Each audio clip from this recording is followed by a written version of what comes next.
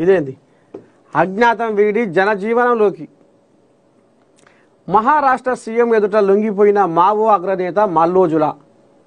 ఇక కొన్ని ఏళ్ల సంది ఈ కోజాగా ఇక మరి మావోయిస్టు పార్టీలో ఉండి కొంత బలగాన్ని కూడగట్టుకొని మోగించింది కోజాగా. ఇక ఈ మధ్యకాలంలో కేంద్ర ప్రభుత్వము ఏడ దొరికితే ఆడ పిట్టెల దగ్గర గాల్చేస్తాం అని ఇక ఆ కర్రగుట్టను కూడా ఎర్రగుట్ట చేసి రకరకాలుగా రాబోయే రోజుల్లో ఒక్కరిని కూడా ఉంచాం మేము నక్సలైట్ని అని వాళ్ళు కంకణం కట్టుకోరు. ఈ కథ ఎట్ట ఉంది, ఎట చేయాలి, ఏం చేయాలి, ఇక లాభం లేదనుకున్నట్టు మల్లోజుల. ఈ కోజాగది పెద్దపల్లి. వీళ్ళ తమ్ముడో అన్నో ఇదివరకే పశ్చిమ బెంగాల్లో పానం విడిచిండు. ఇది ఇటువంటి వ్యవహారంలో ఇక లాభం లేదు.